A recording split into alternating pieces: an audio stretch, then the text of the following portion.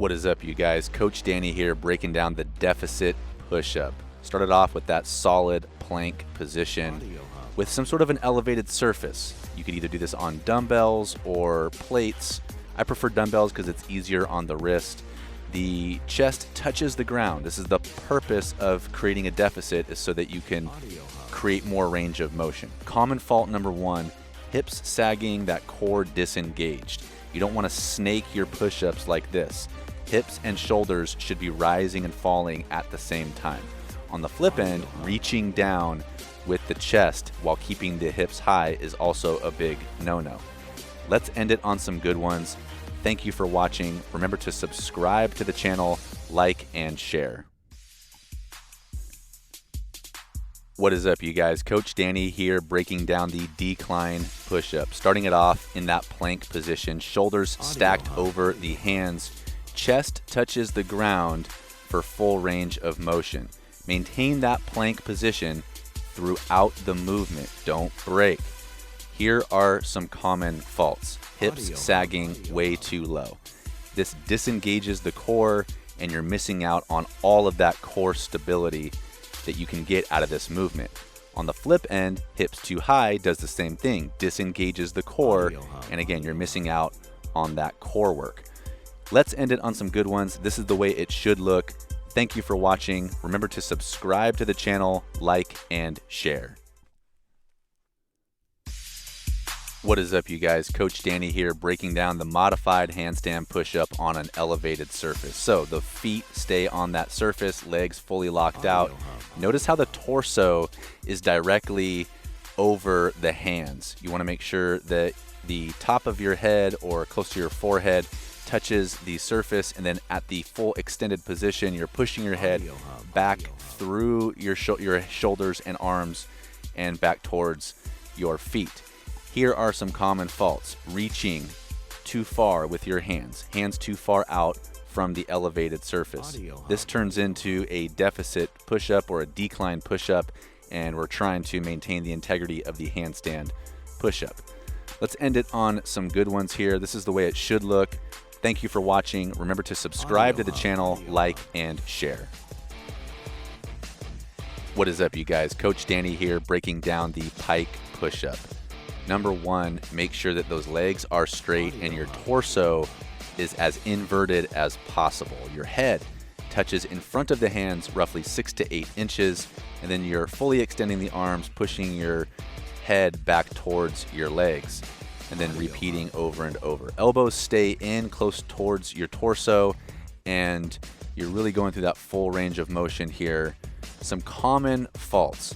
Number one, your hands and your feet too far apart. What this turns into now is kind of like a Navy SEAL dive push-up type thing. So not necessarily a bad thing, but not necessarily what we're going for when it comes to the Pike push-up. You want to make sure that you're as inverted as possible with your torso. Common fault number two, head not going through the arms enough. You really want to make sure that you're making a conscious effort to push your head through your arms. This is the way it should look. Thank you for watching. Remember to subscribe to the channel, like, and share. What is up, you guys? Coach Danny here, breaking down the wall walk. Start in a plank position, shoulders stacked over the hands. Slowly walk your feet up the wall, methodically and under control. Walk those hands all the way up to the wall and get as close as you feel comfortable. All right, and then slowly return back down, maintaining a nice tight plank position. Only do this as far as you are capable. All right, so if all you got is that, that's fine. If all you got is 2 or 3 steps up, that's also fine. Really what we're going for is we want to make sure that we're controlling our body the entire time and not falling down from the feet overhead position. Common fault number one is not controlling the descent. Check it out. Plah. You don't want to do that. You want to avoid that at all costs. It's all about control. Common fault number two, hips swaying side to side. You want to think about squaring your shoulders up towards the ground and the wall behind you and keeping that core engaged. So make sure that you're trying to strive for a plank position as you walk your way up the wall. Next common fault is the hips are too high. See how that butt is way too high up in the air? You are not maintaining a plank position like that, so avoid that at all costs. Let's end it on a good one. This is the way it should look. Thank you for watching, you guys. Remember to subscribe to the channel, like, and share.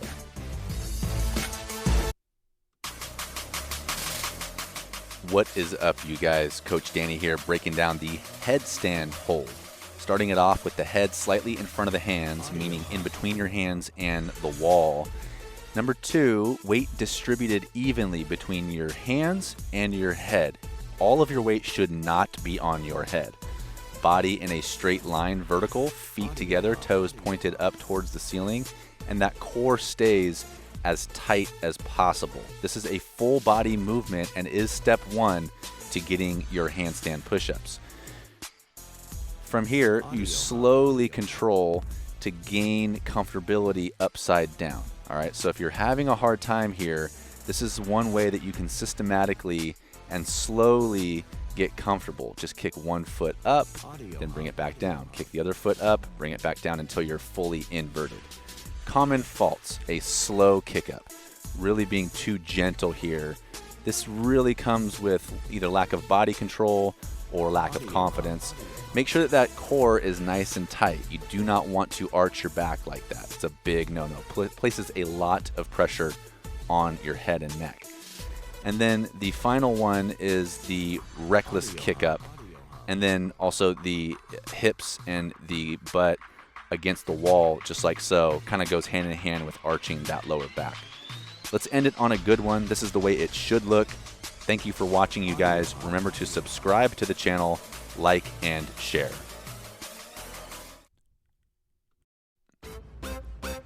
What is up, you guys? Coach Danny here, breaking down the handstand hold. Starting in that sprinter block position. Notice how you're very firm in that starting position on the ground before ever kicking up onto the wall. Feet stay together, toes pointed up towards the ceiling, pressing your hands into the ground the entire time. Couple of things to consider. Start slow. Ease your way up before you kick up into that handstand. So these are some things that I like to do with clients who are a little bit hesitant to get upside down, is do that a couple of times before kicking all the way up into a handstand. Here are some common faults. That reckless kick up. All right, you want to make sure that you're controlling the kick up more so than ever. The butt flush against the wall and arching that lower back. This is also a common fault that I see people do all the time that you want to avoid. Next one is going to be that excessive arch. You want to avoid that at all costs as well. Let's end it on a good one, you guys. This is what it should look like.